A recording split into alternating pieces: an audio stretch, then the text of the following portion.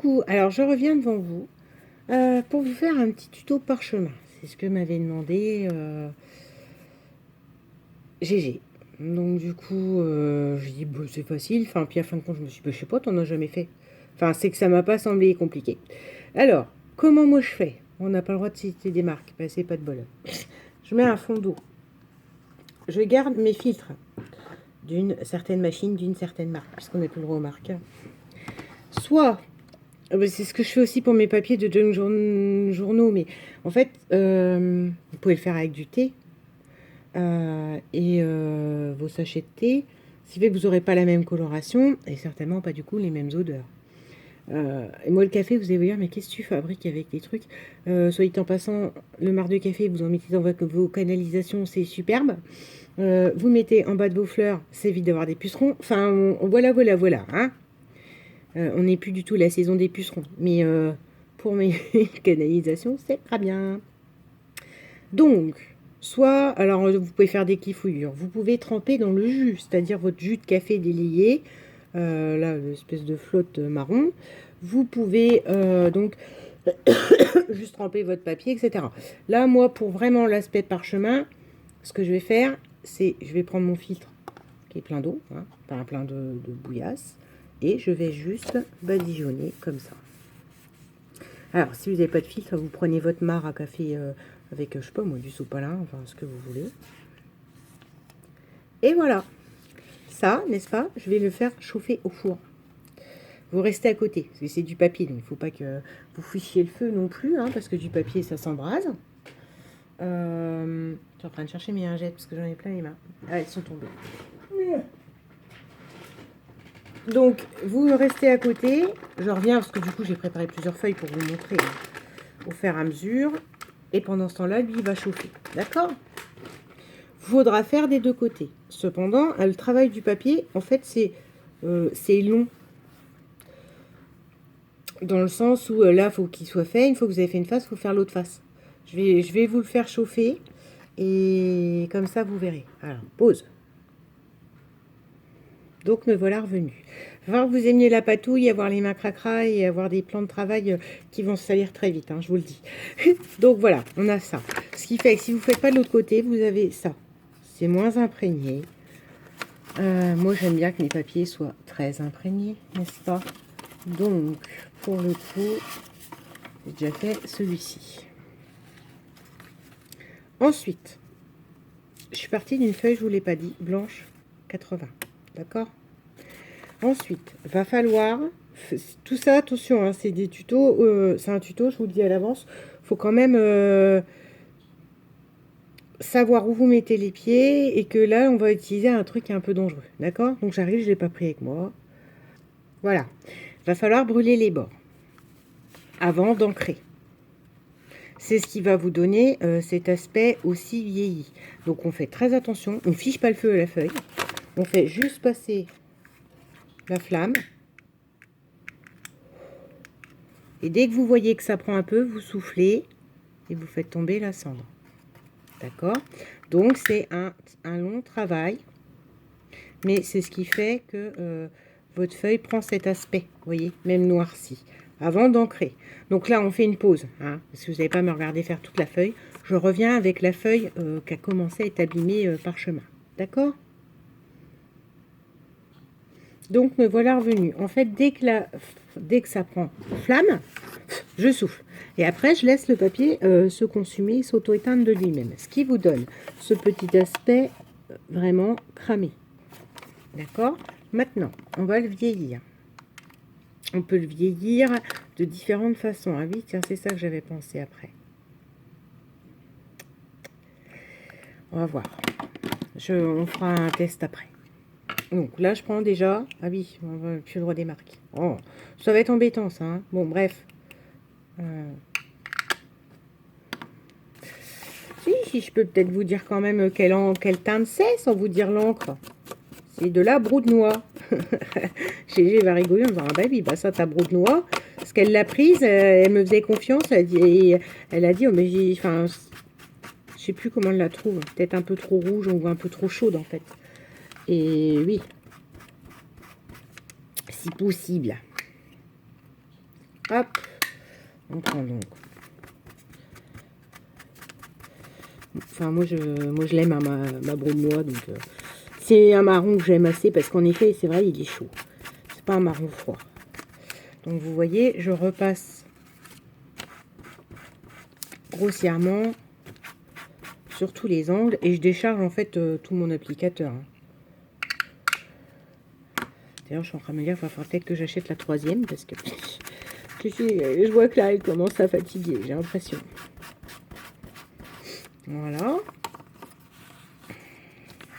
Après, ce que je peux vous dire pendant que je fais ça, si vous voulez continuer avec le café, vous rattrapez votre pochette de café ou ceux avec quoi vous avez teinté et vous refaites cette fois-ci que le bord. Vous reprenez, de toute façon j'en ai fait plusieurs, donc là je vous montre celle avec les encres et on va dire le plus simple. Mais je vais en faire plusieurs avec différentes techniques. D'accord? Donc là, voilà. On l'a. Alors on a une forme marron foncé, mais c'est pas grave. Ensuite, on continue. Ce n'est pas fini. Ensuite, on prend une autre. On va prendre la Versafina. Ah oui, pas le droit de donner une marque. La sépia. La vintage sépia. Oh là là. Au pire, hein, ces vidéos est straquée. Je la garderai et puis pour ceux qui n'auront pas la chance de l'avoir vue. Et je continue. Je fonds ma Versa. Enfin, ma vintage sépia. Avec la marron du dessus. Vous voyez? Voilà. Ensuite, et je ne fais, entre guillemets, qu'essuyer mon tampon. Voilà. Et ensuite, pour finir, alors là, par contre, celle-là, je n'ai pas de trucs spéciaux. Donc, j'ai repris un putois. Ce n'est pas celle dont je me sers le plus. Parce qu'elle est vraiment très, très claire. Donc, j'ai un brin bien... Ça, c'est rien. C'est mon four. Mais comme il est électrique, je suis obligée de le laisser tourner après une fois qu'il est parti. Et là, voilà. Je repasse aussi cette encre couleur thé. Ah, j'ai un ami. Hop. Et voilà. Vous avez une feuille de parchemin. D'accord? Si on la passe un peu, on la voit un peu en transparence. Ça, c'est une première, on va dire, classique, travailler comme ça. Je vous donne un truc, une astuce qui n'est pas de moi, d'accord? Qui est de couleur papier. C'est comment faire du vélum avec une feuille. Une feuille qui vous plaît. Ah là là. Donc ça, bon, pas de marque, pas de machin. C'est de l'huile. Donc vous avez de l'huile d'amande douce de ce que vous voulez. Moi j'en voulais une en spray. Concrètement celle-là je crois que c'est pour des cheveux, non? J'en ai aucune idée.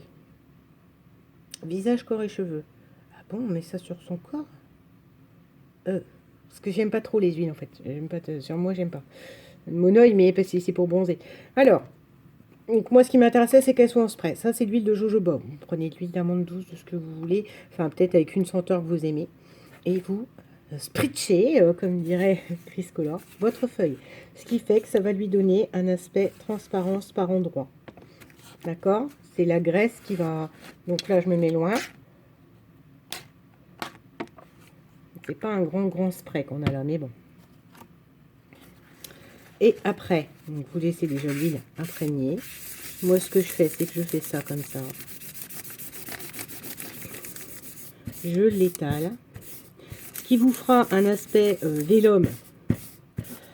Donc ça, c'est une technique si vous voulez du vélum à partir d'une petite feuille 15-15 s'il vous plaît, Chabi ou je sais pas quoi. Hein, vous voyez, regardez un peu. Regardez un peu le travaillage. Ce qui vous permet aussi de refondre vos huiles, vos encres, parce que cet aspect gras qui remélange. Et regardez, maintenant vous avez cet effet de transparence. D'accord? Alors après, le problème de ces papiers-là. Moi, j'en ai déjà fait, ça m'amuse beaucoup. Mais en général, je fais l'été, hein, je vais être très honnête avec vous. Le problème de ces papiers-là, après, c'est qu'il faut quand même laisser beaucoup de temps pour que ça gobe. Alors, donc là, genre, je vais, voilà. remettre ça. Si vous avez l'impression que c'est bon, et en fait non, c'est pas bon. Hein. Voilà. Pour cette première technique de parchemin, avec des aspects, ouais, mais ça, on voit pas trop, des aspects en transparence.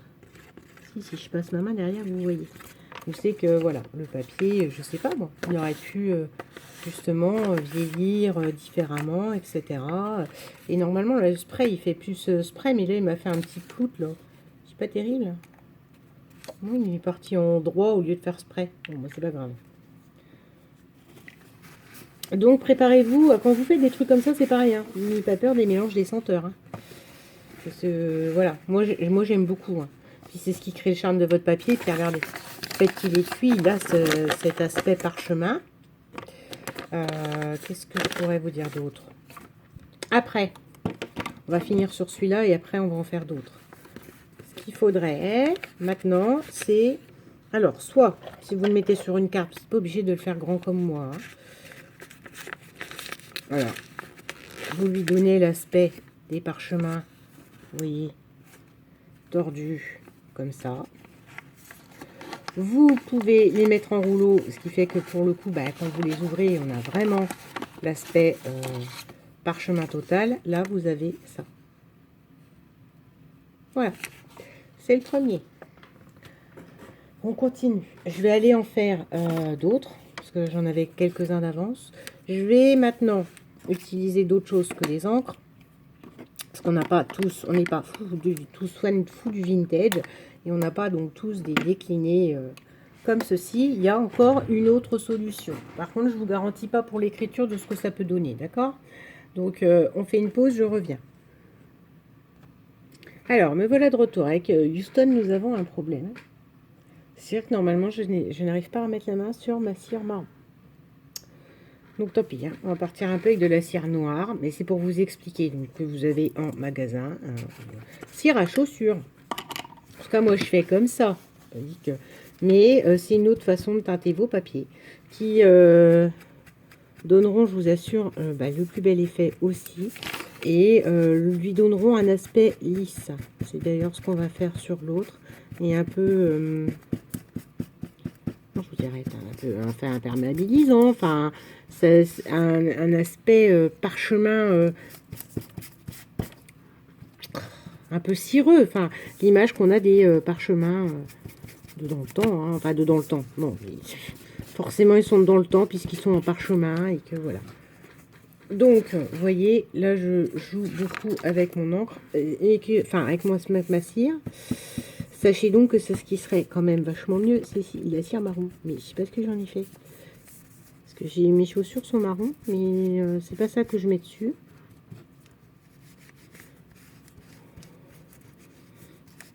Ouais, c'est pas grave. Hein. Mais ça ferait mieux avec du marron, mais là, celui-là, il sera orné de noir et on va tricher du coup. On mettra aussi, on va remettre un peu d'encre. Voilà, on mélangera la broue de noix.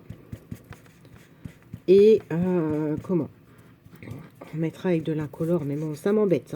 Ça aurait mieux rendu avec l'aspect bien marronné de l'autre, que je sais pas où elle est. Franchement, je vous assure, ça me traumatise, hein, parce que... Donc moi, je prends du sopalin, mais voilà. Normalement, du cirage, hein, ça se met avec une douce, hein, avec une chiffonnette. Voilà, bon. Et ça sent divinement bon. Donc là, déjà, vous l'avez légèrement vieilli. Pour que ça fasse plus joli, parce que là, c'est pas du marron, on est bien d'accord. Je vais reprendre exceptionnellement ma broue de noix. Alors, vous voulez vous en faire un à la cire. Et après, on mettra de ça. Celle-ci, je vous expliquerai. Alors, je range la noix. Mais elle va être où, la marron? C'est bon. Alors, on reprend mon encre fétiche. Voilà. Marron. Voilà. Et ce qui fait aussi tout, c'est le mélange, en fait. Après, en fait, on va repatiner avec, avec de l'eau de cire encore. Mais cette fois-ci, de l'incolore. Pour lui donner vraiment... alors, je fais attention, hein, parce que je veux pas qu'il y ait de la cire avec mon encre. Donc, on va faire comme ça. Très grossièrement. Voilà. On va continuer avec la version T pour rassombrir. Et après, encore une fois, si vous n'avez pas les encres, si vous n'avez pas les cires, je vais en faire un ensuite où ce ne sera que café. D'accord? Comme ça, vous verrez que... voilà quoi. Voilà. Hop. C'est tout ce travail-là qui va faire votre aspect vieilli et passé. Et à vous de choisir... Oh, ben elle, ça a bougé. Je sais pas depuis quand. Et à vous de choisir ce que vous préférez, les encres, le café. Sachant que le café, ben voilà, on en a tous ou du thé. Hein. Chez Scrapeux, c'est plus le thé. Moi, le thé, c'est au travail pour pas rester, pour pas m'énerver, pour pas monter en nervosité. Mais voilà. Là, on a ça, donc bougez pas. Je range. J'aime bien ranger, hein, parce qu'après, c'est vite le bazar. Et ensuite, nous avons donc celui-là, la même marque que j'ai eu le moins cher hein, chez Edouard. Voilà, vous comprendrez. Et je vais remettre de la cire. Avec tout le travail de marron, de noir, etc. qu'on a mis, je vais pour le coup cirer la feuille complètement. Et là, par contre, c'est de la cire transparente, hein, on est bien d'accord. Que votre papier commence à... Votre chiffonnette fasse ça, c'est pas grave. Ça fond encore plus vos couleurs. Et là, vous avez vraiment un aspect parchemin par le côté cireux, vélin de la toile, en fait. Du parchemin, c'est ça. Hein. C'est de la peau. Hein. Voilà.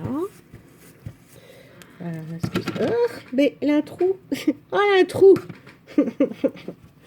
Et voilà. Et donc, oui, moi j'aime bien passer de la cire transparente. Après, j'ai un problème, c'est que j'adore cette odeur de cire, de miel. Ça me rappelle vraiment antique. Hein. Il est reparti. Hein. Il est reparti avec mes histoires. Allez, je vous raconte. Ma grand-mère. Mon arrière-grand-mère. Mes mères, elles le faisaient aussi, mais elle a arrêté. Acheter de l'eau cédar et puis voilà, mais cirer les meubles. Quand vous alliez chez les arrière-grands-parents et que tout était ciré, venait d'être ciré. Bon, déjà, vous vous accrochiez à rien, vous touchiez à rien parce que tout glissait, etc. Mais c'est pas grave. Voilà. Là, ça fait même limite un peu carte au trésor, hein, vous voyez. Et vous voyez là, cet aspect brillant maintenant que vous avez au papier. Donc là, vous avez différentes méthodes. Et là, je vais refaire devant vous. Par contre, ça va être long.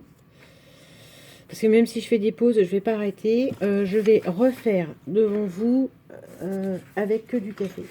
Donc là, vous avez celui-ci. Hein, avec le vélum qui permet... Enfin, l'huile qui permet un espèce de transparence sur le papier.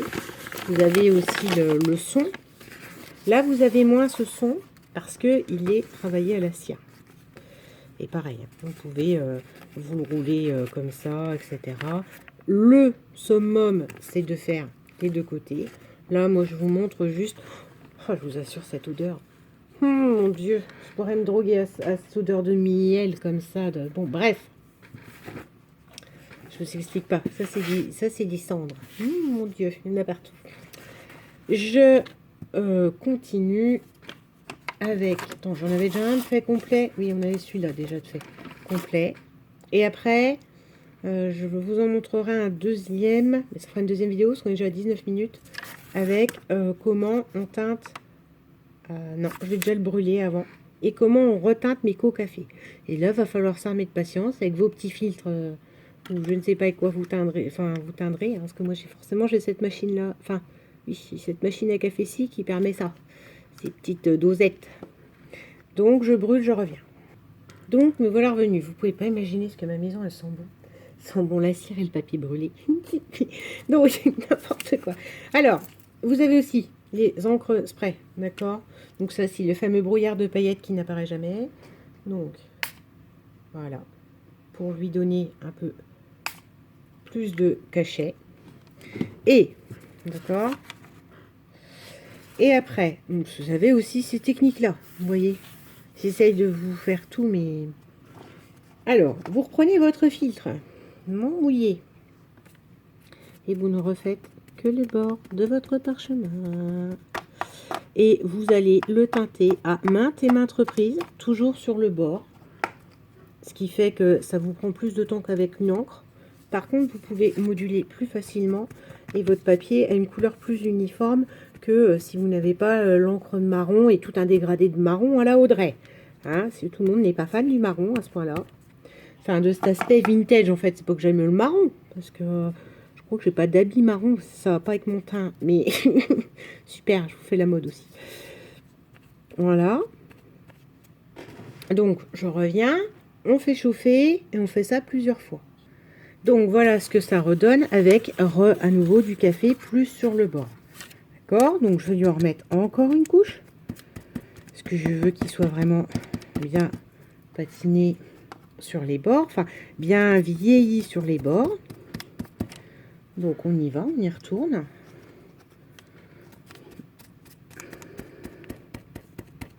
Une fois, j'avais lu chez je sais plus qui, enfin, il y a quelqu'un qui posait une question à une grande des junk journal. Hein. Donc, Marie-Claire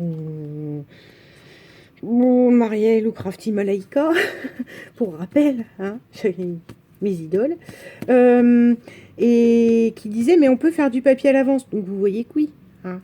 Quand vous faites des... Enfin, pour moi qui fais du junk journal, on va dire quand vous ne recherchez pas spécialement un effet, juste l'effet vieilli, ça se fait hyper à l'avance vos papiers. Vous les conservez après. Hein. Bon, donc voilà, j'ai encore travaillé une fois le bord, je le remets à cuire. Recoucou, voilà ce qu'au bout de plusieurs teintes, ça fait. Là, moi, personnellement, je ne suis plus satisfaite parce que, justement, j'ai teinté plusieurs fois les bords et je trouve que ça tranche trop. Donc, personnellement, je vais juste refaire une tête coche au milieu. Hein, voilà. Que ce soit à peu près uniforme parce que sinon, Voilà. Et comme votre papier, vous l'avez cuit plusieurs fois, vous voyez, il se fripe et le café ne stocke pas au même endroit. Donc, je vais recuire ça. Je reviens avec les feuilles finies. Voilà. Après, j'ai pensé à ça parce qu'en plus, c'est vrai qu'Isa m'en avait fait avec ça. J'en faisais à une époque, mais je ne montre plus. Mais, vous avez chez Nacito, puisqu'on ne cite plus de marque. Donc, faites vous-même ou confère la vidéo de Aude. De tout azimut, qui avait fait un haul Nacito et j'étais morte de rire en...